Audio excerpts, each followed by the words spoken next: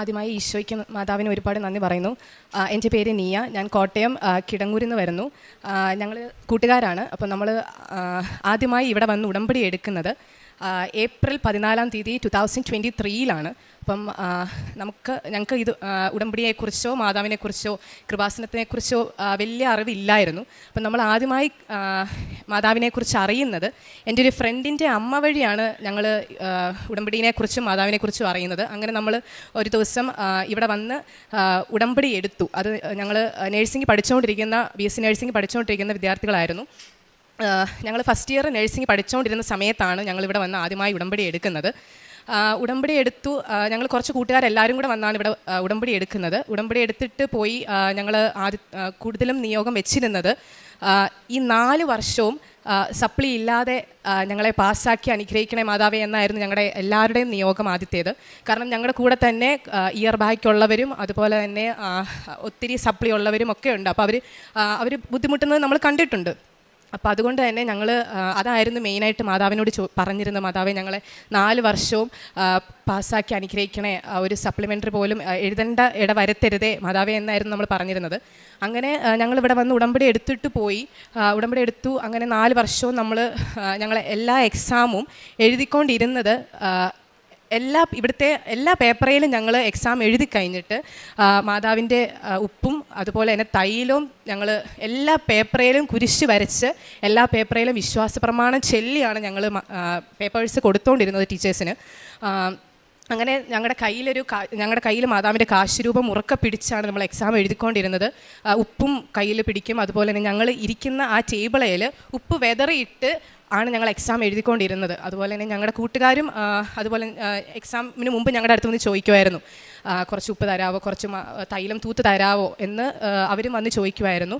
എക്സാമിന് കയറുന്നതിന് മുമ്പും ഞങ്ങൾ നിൻ്റെ ദൈവമായ കർത്താവും വിജയം നൽകുന്ന യോദ്ധാവും നിൻ്റെ മധ്യയുണ്ട് എന്ന ആ വചനം ഞങ്ങൾ കൂട്ടുകാരുടെ ഇടയിൽ അങ്ങോട്ടും ഇങ്ങോട്ടും പറഞ്ഞിട്ടാണ് ഞങ്ങൾ എക്സാം ഹോളിൽ കയറിക്കൊണ്ടിരുന്നത്. അപ്പോൾ അങ്ങനെ എക്സാം എഴുതി ഫസ്റ്റ് ഇയർ തൊട്ട് 4th ഇയർ ഞങ്ങൾ കഴിഞ്ഞ ഡിസംബറിലാണ് 4th ഇയറിൻ്റെ എക്സാം കഴിഞ്ഞത്. ലാസ്റ്റ് ഇയറിൻ്റെ എക്സാം വന്നപ്പോൾ നമുക്ക് മാനേജ്മെൻ്റ് എന്ന് പറഞ്ഞൊരു ഒരു സബ്ജക്റ്റ് ഉണ്ട്. അപ്പോൾ ആ സബ്ജക്റ്റ് ഞങ്ങൾ വിചാരിച്ച പോലെയല്ല, ഞങ്ങൾ എല്ലാം പഠിച്ചു. പക്ഷേ ആ എക്സാം ഭയങ്കര പാടായിരുന്നു. ഞങ്ങൾ ജസ്റ്റ് അറ്റൻഡ് ചെയ്തിട്ടുണ്ട് എന്നേ ഉള്ളൂ, അല്ലാതെ നമ്മൾ പഠിച്ചതോ ഒന്നുമല്ല. അതെങ്ങനെ ആ എക്സാം കഴിഞ്ഞിട്ട് ഫുൾ അന്നത്തെ ദിവസം കരച്ചിൽ അങ്ങനെയൊക്കെ ആയിരുന്നു. കാരണം നമുക്കറിയില്ല, അതുപോലെ പാടായിട്ടുള്ളൊരു എക്സാം എന്ന് പറയുമ്പോൾ നമുക്ക് എല്ലാവർക്കും പൊതുവേ ആ എക്സാം ഭയങ്കര പാടായിരുന്നു. അത് കിട്ടുമെന്ന് ഞങ്ങൾ ആരും വിചാരിച്ചതല്ല. അങ്ങനെ ഞങ്ങൾ ഭയങ്കര പ്രാർത്ഥന മാതാവിനോട്. പിന്നെ നമുക്കൊരു ധൈര്യം ഉള്ളത്, തൈലം തൂത്തിട്ടുണ്ടല്ലോ, മാതാവിൻ്റെ കാശുരൂപം വെച്ചാണല്ലോ എഴുതിയത്, മാതാവ് തൊട്ടോളും എന്നൊരു വിശ്വാസം നമുക്കുണ്ടായിരുന്നു. അപ്പോൾ അങ്ങനെ ഞങ്ങളിങ്ങനെ വിശ്വസിച്ച് പ്രാർത്ഥിച്ചു. എക്സാം കഴിഞ്ഞിട്ടാണെങ്കിലും എല്ലാ ദിവസവും പള്ളിയിൽ പോവുകയും, ഇപ്പോൾ ഞങ്ങൾക്ക് നൈറ്റ് ഷിഫ്റ്റ് വരാം, ഈവനിങ് ഷിഫ്റ്റ് വരാം, അങ്ങനെ പല ഷിഫ്റ്റ് ഉണ്ട്. അപ്പോൾ നൈറ്റ് ഷിഫ്റ്റ് കഴിഞ്ഞാൽ ഞങ്ങൾ റൂമിൽ പോകാതെ അതുവഴി നമ്മൾ ആരാധനയ്ക്ക് പോകുമായിരുന്നു പള്ളിയിൽ. അപ്പോൾ എങ്ങനെ എല്ലാ ദിവസവും നമ്മൾ ആരാധനയും കൂടി പള്ളിയിൽ പ്രാർത്ഥിച്ച് മാതാവിൻ, ഞങ്ങൾക്ക് അടുത്തൊരു പള്ളിയുണ്ട്, അപ്പം എല്ലാ ദിവസവും പ്രാർത്ഥിച്ച് അങ്ങനെ നമ്മൾ പ്രാർത്ഥിച്ചുകൊണ്ടിരിക്കുമായിരുന്നു റിസൾട്ടിന് വരുന്നതിന് മുമ്പ് വരെ എല്ലാ ദിവസവും. അതുപോലെ തന്നെ വെളുപ്പിനെ 3 മണിക്ക് നമ്മൾ ഇങ്ങനെ കൊന്ത ചെല്ലുമായിരുന്നു. അതുപോലെ പ്രത്യക്ഷീകരണ പ്രാർത്ഥനയും 5:30 ചെല്ലും, 3 മണിക്ക് കൊന്ത ചെല്ലുന്നു. അങ്ങനെ നമ്മൾ നല്ലപോലെ പ്രാർത്ഥിക്കുന്നുണ്ടായിരുന്നു. പിന്നെ ഒരു വിശ്വാസം ഉള്ളതെന്ന് പറയുന്നത് തൈലം തൂത്തിട്ടുണ്ടല്ലോ, ഉടമ്പടി എടുത്തിട്ടുണ്ട്. നമ്മൾ ആദ്യത്തെ ഉടമ്പടി കഴിഞ്ഞേ പിന്നെ നമ്മൾ പുതുക്കുന്നുണ്ടായിരുന്നു. ആ ഒരു കണക്ഷൻ വിട്ടിട്ടില്ല. നമ്മൾ ഫസ്റ്റ് ഇയർ കഴിഞ്ഞേ പിന്നെ നമ്മൾ ഇടയ്ക്കിടയ്ക്ക് നമ്മളിങ്ങനെ പുതുക്കി ഓൺലൈൻ വഴി നമ്മളിങ്ങനെ ഉടമ്പടി എടുക്കുന്നുണ്ടായിരുന്നു. അപ്പോൾ അങ്ങനെ ഉടമ്പടി എടുത്തു. എക്സാമിൻ്റെ സമയത്ത് നമ്മൾ ഉടമ്പടി തന്നെയായിരുന്നു. അങ്ങനെ ആരാധനയൊക്കെ കൂടി അങ്ങനെ നമ്മളിങ്ങനെ പ്രാർത്ഥിച്ചുകൊണ്ടിരിക്കുമായിരുന്നു. അപ്പോൾ ഇങ്ങനെ എനിക്ക് പൊതുവേ അങ്ങനെ അടയാളങ്ങളൊന്നും കിട്ടാറില്ല. ഞാനിങ്ങനെ പ്രാർത്ഥിക്കുമായിരുന്നു, മാതാവേ ഞാൻ ട്വിൻസാണ്. അപ്പം എൻ്റെ ട്വിന്നിന് ഇങ്ങനെ ഇടയ്ക്ക് അവൾക്കിങ്ങനെ അടയാളങ്ങൾ കിട്ടുമായിരുന്നു. അവൾ എന്നോട് പറയും, എടി മാതാവ് ഇങ്ങനെ പറഞ്ഞു ഇത്ര പേര്. അപ്പം ഫസ്റ്റ് ഇയർ തൊട്ടേ അപ്പോൾ ഇവക്ക് ഇങ്ങനെ സാക്ഷി ഇങ്ങനെ ഇവക്ക് ഇങ്ങനെ കിട്ടുമായിരുന്നു, മാതാവ് ഇങ്ങനെ പറഞ്ഞു ഇങ്ങനെ എടി ഇന്ന ആൾക്കാർ പാസ്സായിട്ടുണ്ടെന്ന് എനിക്കിങ്ങനെ സ്വപ്നത്തിൽ കാണിക്കുന്നുണ്ട് എന്നിങ്ങനെ ഫസ്റ്റ് ഇയറും സെക്കൻഡ് ഇയറും തേർഡ് ഇയറും അതുപോലെ 4th ഇയർ കിട്ടിയിട്ടില്ല. തേർഡ് ഇയർ വരെ ഇവർക്ക് ഇങ്ങനെ കിട്ടുമായിരുന്നു, എടി ഞാനിങ്ങനെ സ്വപ്നത്തിൽ കണ്ടു, നീയും ഞാനും ഞങ്ങളുടെ കുറച്ച് കൂട്ടുകാരുടെ പേര് പറഞ്ഞിട്ട് പറയും ഇത്രയും പേരെ പാസ്സാക്കിയതായിട്ട് മാതാവ് എന്നെ ഇങ്ങനെ കാണിച്ചിട്ടുണ്ട് എന്ന് പറയുന്നുണ്ട് ഇവൾ. അപ്പം ഞാൻ ഓർക്കും ഇവൾക്ക് മാത്രം എന്താ കിട്ടുന്നത്, എന്നെ ഇങ്ങനെ കാണിക്കുന്നില്ല. പൊതുവേ കുറച്ചും കൂടെ എന്നേക്കാളും കുറച്ചും കൂടെ പ്രാർത്ഥിക്കും ഞാനും പ്രാർത്ഥിക്കും എന്ന് പറഞ്ഞാലും, പക്ഷേ ഇവൾ എപ്പോഴും കൊന്ത ചെല്ലും, എവിടെ പോയാൽ അങ്ങനെയായിരുന്നു. അപ്പം ഞാൻ ഓർത്ത് ഇനിയിപ്പം ഞാൻ പ്രാർത്ഥിക്കാൻ ഇവളെ പോലെ ഒത്തിരി പ്രാർത്ഥിക്കാഞ്ഞിട്ടാണോ. അപ്പം ഞാനും കൊന്ത ചെല്ലാൻ തുടങ്ങി. ഞാനും ഇങ്ങനെ എവിടെയെങ്കിലും പോകുമ്പം വഴിയിൽ ഇങ്ങനെ ബസ്സിലിരുന്ന് അങ്ങനെയൊക്കെ കൊന്ത ചെല്ലാൻ തുടങ്ങി, കുറച്ചും കൂടെ പ്രാർത്ഥിക്കാൻ തുടങ്ങി. അപ്പോൾ ഉടമ്പടി കാര്യങ്ങൾ ചെയ്യുന്നില്ലെന്നല്ല, എല്ലാ കാര്യങ്ങളും ചെയ്യുന്നുണ്ട്. അതുപോലെ തന്നെ ഇവക്ക് ഇങ്ങനെ അടയാളങ്ങൾ കാണിക്കുന്നു, എന്നെ കാണിക്കുന്നില്ല. അപ്പം ഞാനിങ്ങനെ മാതാവിനോട് ചോദിച്ചു, അതായത് എന്നെ മാത്രം എന്താ കാണിക്കാത്തത്? ഇവൾ കാണുന്നുണ്ടല്ലോ, ഇവളിങ്ങനെ എല്ലാ വർഷവും അടയാളങ്ങൾ കാണുന്നുണ്ട്, ഇവളെല്ലാം കാണുന്നുണ്ട്, ഇവളെ കാണിക്കുന്നു, ഇവൾ സ്വപ്നത്തിൽ കാണാൻ തുടങ്ങി, അങ്ങനെയൊക്കെ. അപ്പോൾ ഞാനിങ്ങനെ പ്രാർത്ഥിക്കാൻ തുടങ്ങി, എന്നെയും ഒരു അടയാളം കാണിക്കണേ മാതാവേ, എനിക്കും ആഗ്രഹമാണ് ഇങ്ങനെ പറയാനും ഇങ്ങനെ അപ്പോൾ ഇവളെല്ലാവരോടും പറയുക ഇങ്ങനെ, ഞാനിങ്ങനെ കണ്ടു മാതാവ് എന്നെ ഇങ്ങനെ കാണിച്ചു, ഇന്നെ ആൾക്കാർ പാസ്സായത് കാണിച്ചു. അതുപോലെ തന്നെ നടക്കുകയും ചെയ്യുന്നുള്ളതാണ്. ഈ സെക്കൻഡ് ഇയർ ഒക്കെ എക്സാം കഴിഞ്ഞിട്ട് ഇവൾ പറയും, ഇങ്ങനെ ഇവിടെ സ്വപ്നം കണ്ട ആളുടെ അടുത്ത് പോയി നിന്നെ പാസ്സാക്കിയതായിട്ട് ഞാൻ കാണുന്നുണ്ട്, അതുപോലെ തന്നെ നടക്കുന്നുമുണ്ട്. അപ്പം ഞാനിങ്ങനെ പ്രാർത്ഥിക്കാൻ തുടങ്ങി, എന്നെ കാണിക്കണേ, എനിക്കും ഇങ്ങനെ ആഗ്രഹം, ഇങ്ങനെ എന്നെ ഒന്ന് കാണിക്കാൻ പ്രാർത്ഥിക്കാൻ തുടങ്ങി. അങ്ങനെ ഫോർത്ത് ഇയർ എക്സാം കഴിഞ്ഞിട്ട് ഞാൻ പ്രാർത്ഥിക്കാൻ തുടങ്ങി, എന്നെ എന്തെങ്കിലും ഒരു അടയാളം, പാസ്സായതായിട്ട് എന്തെങ്കിലും ഒരു അടയാളം കാണിച്ചാൽ മതി. അപ്പോൾ അങ്ങനെ കാണിക്കാൻ പ്രാർത്ഥിച്ചുകൊണ്ടിരുന്നു. അങ്ങനെ ഒരു ദിവസം ഞാൻ ഉറങ്ങിക്കൊണ്ടിരുന്നപ്പോൾ എന്നെ ഇങ്ങനെ ഒരു ഗ്രേ കളറിലൊരു മാതാവാണോ അതാ ഞാൻ ഓർക്കുന്നില്ല, ഒരു ഗ്രേ കളറിലൊരു ഒരാൾ വന്നെന്നെ തട്ടുക, ഇങ്ങനെ എനിക്ക് പ്രാർത്ഥിക്കുന്ന ഞാൻ കേൾക്കുന്നുണ്ട്, അല്ലാതെ പിക്ചർ ക്ലിയർ അല്ല, പക്ഷെ എന്നോട് ഇങ്ങനെ എനിക്ക് പ്രാർത്ഥിക്കുന്നു പറയുന്നുണ്ട്. അപ്പം ഇവളെൻ്റെ അപ്പുറത്ത് കിടപ്പുണ്ട്. അപ്പം ഞാൻ ഇവളോട് പറഞ്ഞു, മിന്നു അപ്പോൾ അവളോട് പറഞ്ഞു, എന്നെ ഇങ്ങനെ വിളിക്കുന്നുണ്ട്, എന്നെ ഇങ്ങനെ രാത്രിയിൽ ഇപ്പം ഞാൻ സ്വപ്നം കണ്ട് പ്രാർത്ഥിക്കുമെന്ന് കാണുന്നുണ്ട്. അപ്പം ഞാൻ എണീറ്റ് സമയം നോക്കി, ഇപ്പം 3 മണി, വെളുപ്പിനെ 3 മണിയാണ്. അപ്പം ഞാൻ ഇവളോട് പറഞ്ഞു, ഇങ്ങനെ ഞാൻ സ്വപ്നം കണ്ടു, എന്നാ ചെയ്യേണ്ടേ? കാരണം ആദ്യമായിട്ട് എനിക്കൊരു അടയാളം ഇങ്ങനെ കിട്ടുമ്പോൾ എനിക്കൊരു ഭയങ്കര ടെൻഷൻ, നേരാണോ ഇനി അല്ലയോ അറിയത്തില്ലല്ലോ. അപ്പം ഞാനിങ്ങനെ പറഞ്ഞു. അപ്പം മിന്നുവിനോട് പറഞ്ഞു, ഇല്ലടി അത് തന്നെ, മാതാവ് നിൻ്റെ അടുത്ത് വന്നതാണ്, നീ പ്രാർത്ഥിക്കുന്നില്ലായിരുന്നോ, മാതാവ് നിൻ്റെ അടുത്ത് വന്നത് തന്നെയാണ് എന്നിങ്ങനെ അവൾ പറയുന്നുണ്ട്. അപ്പം ഞാനും ഇവളും കൂടെ രാവിലെ 3 മണിക്ക്, വെളുപ്പിനെ 3 മണിക്ക് ഇരുന്ന് കൊന്ത ചൊല്ലി. കാരണം ഇങ്ങനെ മാതാവ് അടുത്ത് വന്ന് പറഞ്ഞതാണല്ലോ, പ്രാർത്ഥിക്കുന്ന എന്നോട് പറയുന്നത്. അപ്പം ഞാനിങ്ങനെ 3 മണിക്ക് ഇങ്ങനെ അന്ന് രാവിലെ 3 മണിക്ക് കൊന്ത ചൊല്ലുകയും അതുപോലെ പ്രത്യക്ഷീകരണ പ്രാർത്ഥന ചൊല്ലുകയും വിശ്വാസ പ്രമാണം ചൊല്ലുകയും കുറേ നേരം കഴിഞ്ഞിട്ടാണ് ഉറങ്ങിയത്. അങ്ങനെ അത് കഴിഞ്ഞു. ഓക്കെ, അത് കഴിഞ്ഞിട്ട് ഞാൻ മാതാവിനോട് പറഞ്ഞു, മാതാവേ ഒത്തിരി സന്തോഷം, കാരണം എനിക്കിതുവരെ അങ്ങനെയൊന്നും കിട്ടിയിട്ടില്ല, ഇങ്ങനെ അടയാളങ്ങളൊന്നും എനിക്ക് പൊതുവേ കിട്ടിയിട്ടില്ല. അപ്പോൾ അന്ന് ഭയങ്കര സന്തോഷം. അത് കഴിഞ്ഞിട്ട് ഞാൻ മാതാവിനോട് പറഞ്ഞു, ഓക്കെ മാതാവ് എൻ്റെ അടുത്തുണ്ടെന്ന് എനിക്ക് മനസ്സിലായി, ഓക്കെ എന്നെ കൈവിട്ടിട്ടില്ല എന്നെനിക്ക് മനസ്സിലായിട്ടുണ്ട്, പക്ഷേ ഞാൻ പാസ്സാകുന്നതായിട്ട് ഞാൻ സ്വപ്നം ഒന്നും കണ്ടില്ലല്ലോ, അങ്ങനെ എന്നെ കാണിച്ചിട്ടില്ലല്ലോ, ഫോർത്ത് ഇയർ പാസ്സാകുന്നതായിട്ട് എന്നെ ഒന്ന് കാണിച്ചൂടെ എന്ന് ഞാനിങ്ങനെ പ്രാർത്ഥിക്കാൻ തുടങ്ങി. അത് കഴിഞ്ഞപ്പോഴത്തേക്കും അങ്ങനെ പ്രാർത്ഥിക്കാൻ തുടങ്ങിക്കഴിഞ്ഞ് ഒരു 2 ആഴ്ച ഞാൻ ഇത് തന്നെ പ്രാർത്ഥിച്ചുകൊണ്ടിരുന്നു, എന്തെങ്കിലും ഒരു അടയാളം കാണിക്കുക, പാസ്സായതായിട്ടൊന്ന് കാണിച്ചാൽ മതി. അത് കഴിഞ്ഞപ്പോൾ എന്നെ ഇങ്ങനെ കാണിച്ചു. ഒരു ദിവസം ഞാൻ ഉറങ്ങുക, അപ്പോൾ എന്നെ ഇങ്ങനെ കാണിക്കുക, നിനക്കും എൻ്റെ ട്വിൻ ഉണ്ടല്ലോ അവക്കും ഡിസ്റ്റിങ്ഷൻ കാണിക്കുന്നുണ്ട്. ഞാൻ ഡിസ്റ്റിങ്ഷൻ പ്രതീക്ഷിക്കുന്നേ ഇല്ല, ബിക്കോസ് ഫോർത്ത് ഇയറിൻ്റെ എക്സാം അതുപോലെ ടഫായിരുന്നു. എനിക്ക് മാനേജ്മെൻറ്റ് എന്ന് പറയുന്ന സബ്ജക്റ്റ് ഞാൻ എന്താ എഴുതിയിരിക്കുന്നത് എനിക്ക് ഇപ്പോഴും അറിയത്തില്ല, അതിനകത്ത് എന്തോ ഞാൻ എഴുതിയിരിക്കുന്നതെന്ന്. എന്നിട്ട് ഞാൻ ഡിസ്റ്റിങ്ഷൻ കാണുന്നുണ്ട്. എന്നിട്ട് ഞാൻ എൻ്റെ ഒരു സീനിയറിനെ വിളിച്ച് പറയുക, ചേച്ചി ഞങ്ങൾക്കിങ്ങനെ ഡിസ്റ്റിങ്ഷൻ ഉണ്ട് ചേച്ചി, റിസൾട്ട് വന്നു, ഡിസ്റ്റിങ്ഷൻ ഉണ്ട്, എനിക്കറിയില്ല അതെങ്ങനെയാണ് കിട്ടിയതെന്ന്, കാരണം മാനേജ്മെൻറ്റ് പാടായിരുന്നു എന്ന് എനിക്കറിയാം.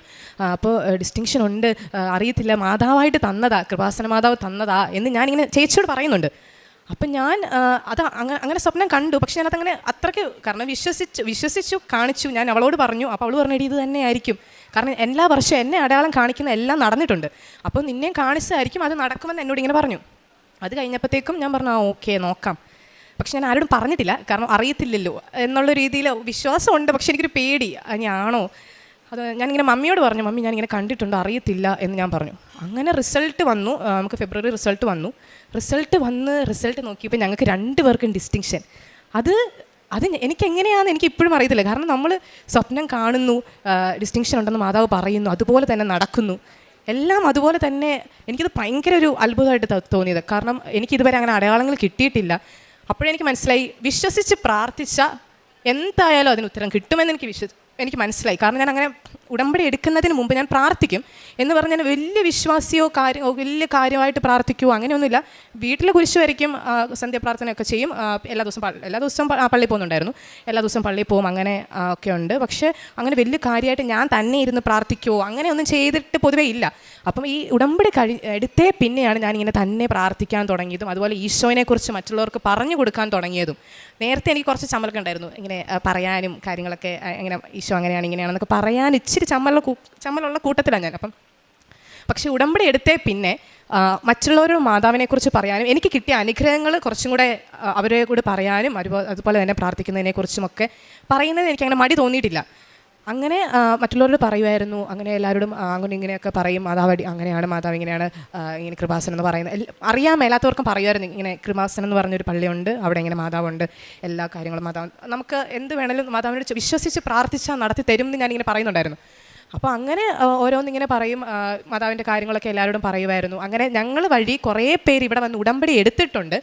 അതുപോലെ തന്നെ അവർ ഉടമ്പടി എടുത്തത് മാത്രമല്ല, എക്സാമിന് മുമ്പായിട്ടും ഞങ്ങളുടെ കൂടെ ഒരു ബെന്തിക്കോസ് വെച്ചിട്ടുണ്ടായിരുന്നു. അപ്പം അവൾ ഞാനങ്ങനെ അങ്ങനെ മാതാവിനെക്കുറിച്ച് പറയുന്നത് ഞാനങ്ങനെ പറയും, ഇവരോടും പറയും, എല്ലാവരോടും പറയുന്ന കൂട്ടത്തിൽ ഞാൻ ഇവളോടും പറയുമായിരുന്നു. പക്ഷേ ഇവൾ അങ്ങനെ വിശ്വസിക്കാമെന്നൊരു എനിക്ക്, കാരണം ഇവരുടെ ആ ഒരു സഭയിൽ അതില്ലാത്തതുകൊണ്ട് ഞാൻ അങ്ങനെ വിശ്വസിക്കുമെന്ന് ഞാൻ പറഞ്ഞു നോക്കുമായിരുന്നു. അങ്ങനെ ഇവൾ എക്സാം കഴിഞ്ഞിട്ടും അതുപോലെ തന്നെ റിസൾട്ടിൻ്റെ സമയത്തും ഒക്കെ ഇവൾ ഞങ്ങളുടെ അടുത്ത് വന്നിങ്ങനെ പറയുമായിരുന്നു, എടി മാതാവിനോടൊന്ന് പറയാവോ, എനിക്ക് ആ തൈലം ഒന്ന് തൂത്ത് തരാവോ, കുരിശ് വരച്ച് തരാവോ, നെറ്റിയയിൽ ഉപ്പ്, ഇവിടുത്തെ ഉപ്പ് എനിക്കൊന്ന് തരാവോ, എക്സാം ഹോളിൽ കയറുന്നതിന് മുമ്പ് ഇവൾ ഞങ്ങളുടെ അടുത്ത് വന്ന് ചോദിക്കുമായിരുന്നു. കാരണം ഇവളോട് പറഞ്ഞ് ഇവൾക്ക് ആ ഒരു വിശ്വാസം, മാതാവിനോടുള്ളൊരു വിശ്വാസം വളർന്നു. അങ്ങനെ ഇവൾ ഞങ്ങളുടെ അടുത്ത് വന്ന് ചോദിക്കും, അങ്ങനെ ഇവളോടും പറയും. ഇപ്പോഴും ഞങ്ങളെ വിളിക്കുമ്പോൾ അവൾ പറയും, മാതാവ് ഉള്ളതുകൊണ്ട് മാത്രം പാസ്സായത് എന്ന് അവൾ എന്നോട് ഇങ്ങോട്ട് പറയും, എടി ഞാൻ പാസ്സായത് മാതാവിനോട് പ്രാർത്ഥിച്ചിട്ടാ എന്ന്. അപ്പോൾ അങ്ങനെ കുറച്ചും കൂടെ മാതാവിനോട് അടുക്കുവാനും, അതുപോലെ 2 ആഴ്ച കൂടെ നമ്മൾ കുമ്പസാരിക്കുമായിരുന്നു ഉടമ്പടി എടുത്തേ. പിന്നെ എല്ലാ ദിവസവും കുർബാന കാണും. നമുക്ക് എല്ലാ ദിവസവും അവിടെ പോയി കുർബാന കാണാൻ പറ്റത്തില്ല, ഓൺലൈനായിട്ട് നമ്മൾ കാണുന്നുണ്ടായിരുന്നു. അങ്ങനെ ഇവിടുത്തെ അച്ഛൻ്റെ ടോക്ക് കേൾക്കുമായിരുന്നു. അങ്ങനെ എല്ലാം കേൾക്കുന്നുണ്ട്. നല്ല രീതിയിലാണ് ഉടമ്പടി പൊയ്ക്കൊണ്ടിരുന്നത്. ഇതാണ് എൻ്റെ ആദ്യത്തെ സാക്ഷ്യം. രണ്ടാമത്തെന്ന് പറഞ്ഞു കഴിഞ്ഞാൽ എൻ്റെ ചെവിയിൽ ഇങ്ങനെ ഒരു ചെറിയൊരു അലർജി പോലെ വന്നു. അപ്പം അതിന് എനിക്ക് കുറച്ച് ഇച്ചിങ്ങും വേദനയും കാര്യങ്ങളൊക്കെ ഉണ്ടായിരുന്നു. അപ്പം നമ്മൾ മമ്മി എന്നോട് വീട്ടിൽ പറഞ്ഞു, ഓക്കെ ഹോസ്പിറ്റലിൽ കൊണ്ട് കാണിക്കുക, ഇത് കുറഞ്ഞില്ലെങ്കിൽ എന്ത് ചെയ്യും എന്നുള്ള രീതിയിൽ. അപ്പോൾ ഇത് കുറച്ച് വേഴ്സായെന്ന് പറഞ്ഞാൽ കുറച്ച് ഇച്ചിങ് കാര്യങ്ങൾ വന്നപ്പോഴത്തേക്കും ഞാനിങ്ങനെ ഓക്കെ എന്തിനാ ഹോസ്പിറ്റലിൽ പോകുന്നത്, തൈലം ഉണ്ടല്ലോ കയ്യിൽ, എല്ലാം എക്സാമിനും എല്ലാം നമ്മൾ തൈലമാണല്ലോ യൂസ് ചെയ്യുന്നത്. അങ്ങനെയാണല്ലോ മാതാവ് ഇത്ര അത്ഭുതങ്ങൾ നമ്മുടെ ഇടയിൽ പ്രവർത്തിച്ചുകൊണ്ടിരിക്കുന്നത്. അപ്പം ഞാനിങ്ങനെ ഓക്കെ അതൊന്ന് തൂത്താൽ പോരെ എന്നുള്ള, അത് കുരിശ് വരച്ചാൽ പോരെ എന്നുള്ള രീതിയിലായിരുന്നു. അപ്പം മമ്മി ഇങ്ങനെ പറയുമ്പോൾ ഞാൻ പറയും, ഇല്ലമ്മേ അതിൻ്റെ ആവശ്യമില്ല, തൈലം ഉണ്ടല്ലോ അത് മതി, അതിൻ്റെ ആവശ്യമുള്ളൂ എന്ന് ഞാനിങ്ങനെ പറയുന്നുണ്ടായിരുന്നു. അങ്ങനെ ഞാൻ ഡേറ്റ് ഇട്ട് പ്രാർത്ഥിച്ചു. 2 ആഴ്ചയ്ക്കുള്ളിൽ മാതാവേ എനിക്കിത് മാറ്റി തരണേന്ന് ഞാൻ ഡേറ്റ് ഇട്ട് പ്രാർത്ഥിച്ചു. 2 ആഴ്ച പോയിട്ട് 1 ആഴ്ച കഴിഞ്ഞപ്പോൾ അതൊരു പാട് പോലും ഇല്ലാതെ അത് നല്ല ഒരു റെഡ് കളറായിട്ട് ഇങ്ങനെ ഭയങ്കര ചൊറിച്ചിലുണ്ടായിരുന്നു. അപ്പോഴത്തേക്കും ഞാനിങ്ങനെ പ്രാർത്ഥിച്ചതിൻ്റെ ഫലമായിട്ട് 1 ആഴ്ച കഴിഞ്ഞപ്പോൾ ഒരു പാട് പോലും ഇല്ല, അത് ക്ലിയർ സ്കിന്നായിട്ട് മാതാവ് മാറ്റി തന്നു. അത് ഭയങ്കര അത്ഭുതമായിരുന്നു. കാരണം അത് വീട്ടിലിങ്ങനെ പറഞ്ഞു. അങ്ങനെയാണ് അവർ കുറച്ചും കൂടെ വിശ്വസിക്കാൻ തുടങ്ങിയത്. അവർക്കും ഓക്കെ പ്രാർത്ഥിക്കുന്നുണ്ട്, കാര്യങ്ങളുണ്ട്, പക്ഷേ ഇവിടുത്തെ കൃപാസനം എന്നുള്ള രീതിയിൽ അവർക്ക് അങ്ങനെ ഓക്കെ പ്രാർത്ഥിച്ചോ എന്നുള്ള ഞങ്ങളോട് പ്രാർത്ഥിച്ചോ എന്നുള്ള രീതിയിലായിരുന്നു. എല്ലാം മാതാവ് ഒരുപോലെയാണല്ലോ, അങ്ങനെ ഒരു ഇതായിരുന്നു. പക്ഷേ ഞങ്ങൾക്ക് കിട്ടിയ അനുഗ്രഹങ്ങൾ ഇവർ കാണാൻ തുടങ്ങിയ പിന്നെ ഇവർക്കും കുറച്ചും കൂടെ ഇവരും ബിലീവ് ചെയ്യാൻ തുടങ്ങി. അങ്ങനെ ഇവർക്കും ഇപ്പം ഭയങ്കര വിശ്വാസമാണ്. ഇവരും ഇതുപോലെ തന്നെ മമ്മി ഉടമ്പടി എടുത്തു. അത് കഴിഞ്ഞ് അതുപോലെ തന്നെ അവർക്കും ഇപ്പം കുറച്ച് വിശ്വാസമാണ്. അതുപോലെ തന്നെ പ്രേക്ഷിത പ്രവർത്തനം എന്ന് പറഞ്ഞു കഴിഞ്ഞാൽ ഞങ്ങൾ ചെയ്തുകൊണ്ടിരുന്നത്, ഞങ്ങൾ ഹോസ്പിറ്റലിൽ വർക്ക് ചെയ്തുകൊണ്ടിരിക്കുകയായിരുന്നു. അപ്പം നമ്മുടെ ഹോസ്പിറ്റലിനടുത്ത് തന്നെ ഒരു ചെറിയ കുടിലൊക്കെ പോലെ കുറേ ആൾക്കാർ ഇങ്ങനെ താമസിക്കുന്നുണ്ടായിരുന്നു. അപ്പോൾ അവർക്ക് അങ്ങനെ പൈസയോ കാര്യങ്ങളൊന്നുമില്ല, കുറേ കുഞ്ഞു പിള്ളേരുണ്ട്, തെരുവിൽ അങ്ങനത്തെ ഒരു സെറ്റപ്പ്. അപ്പം നമ്മളെല്ലാ മാസവും വീട്ടിൽ നമുക്ക് പോക്കറ്റ് മണി ആയിട്ടാണ് അയച്ചു തരുന്നത്. അപ്പം എല്ലാ മാസവും കുറച്ച് നമ്മൾ സേവ് ചെയ്തിട്ട് ഇവർക്ക് എല്ലാ മാസവും ഒരു നേരത്തെ ആഹാരം നമ്മൾ കൊടുക്കുന്നുണ്ടായിരുന്നു. അപ്പോൾ അതാണ് ഞങ്ങൾ പ്രേക്ഷിത പ്രവർത്തനമായിട്ട് ചെയ്തുകൊണ്ടിരുന്നത്. അതുപോലെ മാതാവിനെക്കുറിച്ച് ഈശോനെക്കുറിച്ച് മറ്റുള്ളവരോട് പറയുകയും അതിനൊരു മടിയും കാണിച്ചിട്ടില്ല. അതുപോലെ അങ്ങനെയായിരുന്നു നമ്മൾ ഉടമ്പടി ജീവിതം മുന്നോട്ട് പോയിക്കൊണ്ടിരുന്നത്. എൻ്റെ പേര് അയോണ മെറിൻ ജോസഫ്. ഞാൻ കൈപ്പുഴ കോട്ടയത്ത് നിന്ന് വരുന്നു. ഇതുപോലെ തന്നെ ഞാനും ഫസ്റ്റ് ഇയർ ഞങ്ങളിവിടെ വന്ന് ഉടമ്പടി എടുത്ത് 4th ഇയർ വരെ മാതാവ് നല്ല മാർക്കോടെ പാസ്സാക്കി തന്ന മാതാവിന് 1000 നന്ദി പറയുന്നു.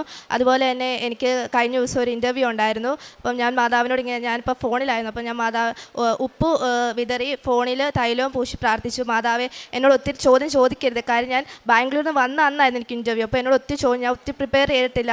ഞാൻ ജസ്റ്റ് ഒരു ചോദ്യം നോക്കി, ഞാൻ എന്നിട്ട് അത് വെച്ച് മാതാവിനോട് പ്രാർത്ഥിച്ചു, മാതാവെ എന്നോട് ഈ ഒരു ചോദ്യം ചോദിക്കാവുള്ളൂ, എനിക്കിത് മാത്രമേ അറിയത്തുള്ളൂ, ഇതേ പഠിക്കുന്നുള്ളൂ എന്ന് പറഞ്ഞ് ഞാൻ ആ ഒറ്റ ക്വസ്റ്റ്യൻ ഞാൻ പഠിച്ചിട്ടുള്ളൂ. അതുപോലെ തന്നെ ഇൻ്റർവ്യൂവർ എന്നോട് ജസ്റ്റ് പേരും ഇൻട്രൊഡക്ഷനും പറയാൻ പറഞ്ഞു. അതുപോലെ ഞാൻ പഠിച്ച ആ ഒറ്റ ക്വസ്റ്റ്യൻ മാത്രം എന്നോട് ചോദിച്ചു. ഇൻ്റർവ്യൂ ഞാൻ പാസ്സായി. ഈ 23-ാം തീയതി ഞാൻ ജോയിൻ ചെയ്യുവാണ്. അതുപോലെ തന്നെ എനിക്ക് രജിസ്ട്രേഷൻ ഇതുവരെ ആയിട്ടില്ല, അതും മാതാവ് എനിക്ക് 23-ാം തീയതിക്ക് മുമ്പ് നടത്തി തരുമെന്ന് ഞാൻ പ്രതീക്ഷിക്കുന്നു. പിന്നെ മാതാവിനും ഈശോയ്ക്ക് 1000 നന്ദി പറയുന്നു. ലൂക്കായുടെ വിശുദ്ധ സുവിശേഷം 7-ാം അധ്യായം 4-ാം തിരുവചനം. എന്തെന്നാൽ നീ ഇത് ചെയ്തു കൊടുക്കാൻ അവൻ അർഹനാണ്, എന്തെന്നാൽ അവൻ നമ്മുടെ ജനത്തെ സ്നേഹിക്കുന്നു. ശതാധിപൻ്റെ ഭൃത്യനെ സുഖപ്പെടുത്തുന്ന സുവിശേഷ ഭാഗമാണ് നാം കേട്ടത്. ഈശോയോട് ശതാധിപൻ വന്ന് യേശുവിനെ പറ്റി കേട്ട് തൻ്റെ ഭൃത്യനെ സുഖപ്പെടുത്തണമെന്ന് പറയുമ്പോൾ ചില യഹൂദ പ്രമാണികൾ ഈശോയോട് പറയുന്നതാണ്, നീ ഇത് ചെയ്തു കൊടുക്കാൻ അവൻ അർഹനാണ്, എന്തെന്നാൽ അവൻ നമ്മുടെ ജനത്തെ സ്നേഹിക്കുന്നു. ഇന്ന് ഈ അൾത്താരയിൽ നിന്നുകൊണ്ട് നിയായും അയോണായും അവർ ഫ്രണ്ട്സാണ്. ബാംഗ്ലൂരിൽ BSc നേഴ്സിംഗ് 4th ഇയർ കഴിഞ്ഞ് റിസൾട്ടിന് ശേഷം ഡിസ്റ്റിങ്ഷനും ഫസ്റ്റ് ക്ലാസ്സും ഒക്കെ കിട്ടി. ആ മക്കൾ ഇവിടെ വന്നു നിന്ന് ഇന്ന് അമ്മയുടെ തിരുനടയിലൂടെ, അമ്മയുടെ ഉടമ്പടിയിലൂടെ ഈശോ തങ്ങൾക്ക് ചെയ്ത വലിയ കൃപാവര പദ്ധതിയെക്കുറിച്ച് നമ്മോട് അവർ പ്രസംഗിക്കുകയാണ്. അവരുടെ ദൈവാനുഭവമാണ് അവർ പ്രസംഗിക്കുന്നത്. അവർ പറഞ്ഞ കാര്യങ്ങൾ നിയ വ്യക്തമായിട്ട് പറഞ്ഞു. എങ്ങനെയാണ് പരിശുദ്ധ അമ്മ തൻ്റെ ജീവിതത്തിൽ ഇടപെട്ടത്? ഒരു സബ്ജക്റ്റ് അത് ആ കോളേജിലുള്ളവർക്ക് മൊത്തം, പരീക്ഷ എഴുതിയവർക്ക് മൊത്തം അത് വളരെ ടഫായിട്ടുള്ള ഒരു സബ്ജക്റ്റ്. അതുമൂലം ആരും തന്നെ പാസ്സാകുമോ എന്ന് അറിയില്ല. എന്നാൽ അത് ഇവർക്ക് ഏറ്റവും കുറച്ചുകൂടി ടഫായിട്ട് നിയായിക്ക് തോന്നി. താൻ പാസ്സാകാൻ യാതൊരു ചാൻസുമില്ല എന്നുള്ള ആ ഒരു അവസ്ഥയിൽ എങ്ങനെ പിന്നീട് തൻ്റെ റിസൾട്ടിൻ്റെ സമയത്ത് 4th ഇയറിൽ അമ്മയുടെ സാന്നിധ്യം ഉണ്ടാകുന്നു. ഇവിടെ പ്രസൻസ്, അതാണ് മരിയൻ കണ്ടൻ്റായിട്ട് നമുക്ക് കാണുവാൻ കഴിയുക. അമ്മ തന്നെ വന്നു, അമ്മ തന്നെ പറഞ്ഞു കൊടുക്കുന്നു. ഇത് നിയയുടെ ജീവിതത്തിൽ ആദ്യമാണെങ്കിൽ ഇവിടെ ഇരിക്കുന്ന ഓരോരുത്തരുടെയും ജീവിതത്തിൽ, ഇവിടെ സാക്ഷ്യം പറഞ്ഞു പോകുന്ന ഓരോരുത്തരുടെയും ജീവിതത്തിൽ പരിശുദ്ധ അമ്മയുടെ ഈ സാന്നിധ്യം എത്രയോ പേർക്കാണ് ഇന്ന് അനുഭവവേദ്യമാകുന്നത്. ഓരോ സാക്ഷ്യങ്ങളും നമ്മോട് പറയുന്നത് അമ്മ ഓടി നടക്കുന്ന അമ്മ നമ്മുടെ അടുത്തേക്ക് കടന്നു വരുന്ന അമ്മയുടെ സാന്നിധ്യത്തെക്കുറിച്ച് തന്നെയാണ്. അങ്ങനെ ആ മകൾക്ക് സ്വപ്നത്തിൽ പറഞ്ഞതനുസരിച്ച് തന്നെ ആ മകൾക്ക് ഡിസ്റ്റിങ്ഷൻ കിട്ടുന്നു. ഈ മകൾക്കും ഈ മകളുടെ ട്വിൻ സിസ്റ്ററിനും ഡിസ്റ്റിങ്ഷൻ കിട്ടുന്നു എന്നാണ് നാം കേട്ടത്. അവരുടെ കോളേജ് ലൈഫായിരുന്നു. എന്നാൽ തങ്ങളുടെ കൂടെ പഠിച്ച കുട്ടികൾ അവരാരുമാകട്ടെ എല്ലാവരോടും അവർ കർത്താവിനെക്കുറിച്ച് പറഞ്ഞു. അതുകൊണ്ട് തന്നെ അമ്മ നമ്മെ പരിചയപ്പെടുത്തും ഈശോയുടെ അടുത്ത്. അതാണ് ഹെബ്രായർ 4:16 നമുക്ക് കാണുവാൻ കഴിയുക. വേണ്ട സമയത്ത് കരുണയും കൃപാവരവും ലഭിക്കുന്നതിനായി കൃപാവരത്തിൻ്റെ സിംഹാസനത്തെ നമുക്ക് സമീപിക്കാം. ഈ സിംഹാസനത്തിൽ നമ്മെ പരിചയപ്പെടുത്തുന്ന ഒരു വ്യക്തിയുണ്ട് കർത്താവിൻ്റെ അടുത്ത്. ആ വ്യക്തിയാണ് പരിശുദ്ധ ദൈവമാതാവ്. മകനെ അവർക്ക് വീഞ്ഞില്ല എന്ന് പറഞ്ഞ അമ്മ അതുപോലെ ഓരോ മക്കളുടെയും കാര്യത്തിൽ അമ്മ പരിചയപ്പെടുത്തിക്കൊണ്ടിരിക്കും. നീ ഇതവർക്ക് ചെയ്തു കൊടുക്കണം. അപ്പോൾ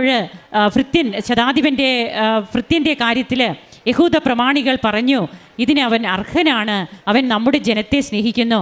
ഈ ജനത്തെ സ്നേഹിക്കുന്നവരാണ് കർത്താവിനെ മറ്റുള്ളവർക്ക് പറഞ്ഞു കൊടുക്കുക. ഈ കുഞ്ഞുങ്ങൾ പറഞ്ഞു, ഞങ്ങൾ ഈശോയെക്കുറിച്ച് പറഞ്ഞുകൊണ്ടിരുന്നു, കൃപാസന പത്രം ഞങ്ങൾ കൊടുത്തു, അതുപോലെ നേർച്ച വസ്തുക്കൾ മറ്റുള്ളവർക്ക് ഞങ്ങൾ കൊടുത്ത് അവർക്ക് വേണ്ടി ഞങ്ങൾ പ്രാർത്ഥിച്ചു. പഠിക്കുവാൻ ഒത്തിരിയേറെ ബുദ്ധിമുട്ടുള്ള കുഞ്ഞുങ്ങൾക്ക് ഞങ്ങൾ അങ്ങനെയുള്ള സഹായങ്ങൾ ഞങ്ങൾ ചെയ്തു. അവരും കൂടി അവസാനം വന്ന് പറഞ്ഞു, എടി മാതാവ് ഉള്ളത് കൊണ്ട് തന്നെയാണ് പരീക്ഷയിൽ പാസ്സായതെന്ന്. അപ്പോഴവിടെയൊക്കെ അവർ വിളമ്പിക്കൊടുത്തത് കർത്താവിനെയാണ്. അതുകൊണ്ട് തന്നെ അമ്മ പ്രത്യക്ഷപ്പെടാൻ, അമ്മ വന്ന് സംസാരിക്കാൻ ഇടയായി. ബഹുമാനപ്പെട്ട VP ജോസഫ് അച്ഛൻ്റെ ജീവിതത്തിൽ അച്ഛൻ്റെ 1984 മുതൽ അച്ഛൻ്റെ ശുശ്രൂഷകൾ ആരംഭിക്കുന്ന ആ ഒരു സമയം മുതൽ അച്ഛൻ ചെയ്ത ഓരോ ത്യാഗപൂർണമായ പ്രവൃത്തികളാണ് പരിശുദ്ധ അമ്മ ഈ അൾത്താരയിൽ പ്രത്യക്ഷപ്പെടാൻ ഇടയായത്. അച്ഛൻ്റെ തെദേവും എന്ന പുസ്തകത്തിലെല്ലാം നമുക്കിതെല്ലാം കാണാൻ കഴിയും. അപ്പോൾ പ്രിയപ്പെട്ടവരെ, ഇന്ന് ഈ കുഞ്ഞുങ്ങൾ, യുവതികളായ ഈ മക്കൾ, ഇവരുടെ ജീവിതത്തിൽ ഒരിക്കലും മറക്കില്ല ദൈവം തങ്ങളെ തൊട്ട അനുഭവം. തങ്ങൾക്ക് ഈ അമ്മ എങ്ങനെയാണ് തങ്ങളുടെ ജീവിതത്തിൽ ഈശോയെ കൊണ്ടുവന്ന് തന്നത് എന്നത് ഇവർ മറക്കില്ല. 2 ആഴ്ചയിൽ കുമ്പസാരം യുവതികളാണ്. പിന്നെ ഒരു കാര്യമുണ്ട്, ഓൺലൈൻ നാം കുർബാനയല്ല നാം കൂടേണ്ടത്. ഇവർ ഹോസ്റ്റലിലായിരുന്നത് കൊണ്ട് ഇവരത് ചെയ്തു. അപ്പോഴാരും വിചാരിക്കരുത് ഓൺലൈൻ കുർബാന കൂടിയാൽ മതിയെന്ന്. അതല്ല നാം ചെയ്യേണ്ടത്. നാം വിശുദ്ധ കുർബാനയിൽ പങ്കെടുക്കുകയാണ് വേണ്ടത്. അപ്പോൾ ഇവരതിനു പോലും ആ ഹോസ്റ്റലിൻ്റെ തിരക്കിനിടയിലും പഠനത്തിൻ്റെ തിരക്കിനിടയിലും ഇവർ സമയം കണ്ടെത്തി. എന്നാൽ 2 ആഴ്ചയിലെ കുമ്പസാരം, അതുപോലെ മറ്റ് കാരുണ്യ പ്രവർത്തനങ്ങൾ ചെയ്യാനുള്ള സന്നദ്ധത, ഇതെല്ലാം ഇവർ ചെയ്തു. അങ്ങനെ തങ്ങളുടെ ജീവിതത്തിൽ ഏറ്റവും നല്ല നല്ല റിസൾട്ടും വാങ്ങിച്ചുകൊണ്ട് ഇന്ന് അമ്മയുടെ തിരുനടയിൽ നിന്ന് ഈ മക്കൾ നന്ദി പറയുമ്പോൾ നമുക്കും ദൈവത്തെ മഹത്വപ്പെടുത്താൻ കരങ്ങളടിച്ച് ഈശോയ്ക്കും അമ്മയ്ക്കും നന്ദി പറയാം. യേശുവേ നന്ദി, യേശുവേ സ്തുതി, യേശുവേ ആരാധന.